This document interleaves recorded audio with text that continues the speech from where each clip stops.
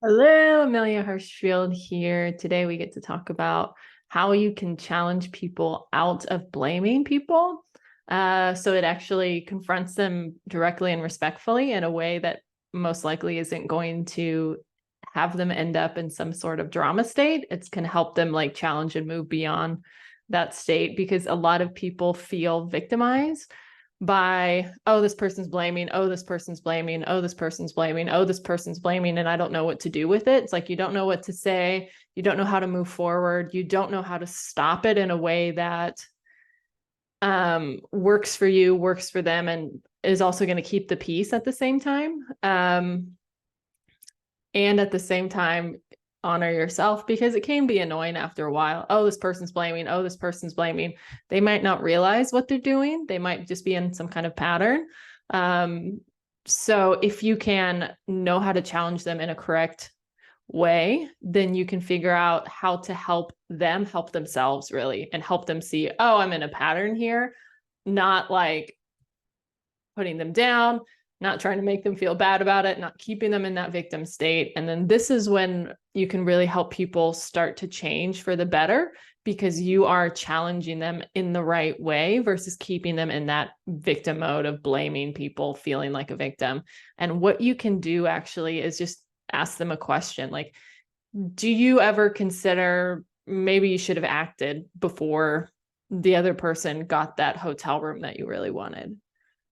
That can help challenge that person's mindset, going like, oh, maybe I should have done this, especially when they're going on and on and on and on about it, because often people can be very nice. You can be feeling like, oh, I want to do this. I want to be, receptive to what the other person's going on.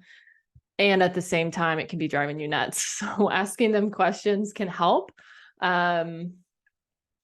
with that. So that's one example. Another example is if someone's feeling victimized by the things in their past holding them back now, you can say, okay, I hear you with that. So that's validation when you say, I hear you with that. And then you could say, how are you contributing to this now? Or have you considered the ways that you're contributing to this right now?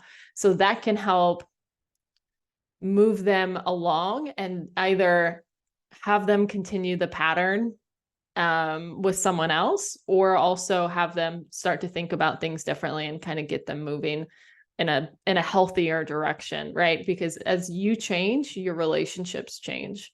Another example is if you have someone in your life and they feel quite victimized by their health. I'm not getting any better. I feel like I can't do anything right with the pain that, let's just say the pain in my wrist. I can't feel like I can't do anything right with this. And something you can do is say like, hey, I get that. What have you done about that? And if you're like, oh, I've done this and this and this and this and nothing's worked, you can go like, okay, what else haven't you tried yet? And then that can kind of keep them looking for solutions rather than being stuck in the, I have no options here, because that's what they're really stuck in. And at the same time, it can be quite annoying for you because you're like, what the hell do I do with this? Because I don't want to be in this state, because it's not fun to be at the receiving end of that over and over and over and over and over again. So it's a way to protect yourself and also help the other person. And when you do it in those ways, it can be really quite freeing because you're allowing the other person to step up, essentially, step out of the pattern, help them break this pattern. And it may take a few times. So it might not just be ask that question once and they're done. It might take a few repetitions, but they can actually help them for the better for the long term. It's just knowing how to do that in a way that's direct and respectful, and isn't going to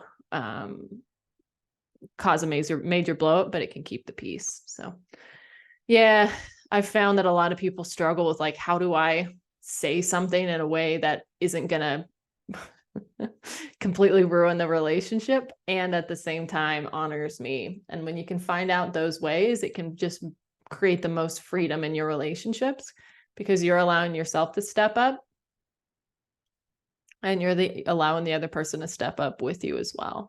And you also don't know how that person will change or not change until you change your behavior as well. So a lot of people can be like, oh, I know they're not going to change. I know they're not going to do this. I know they're not going to do this. But you actually don't know until you start testing them. And you don't know if you're going to get better, get worse, but try it out, you know?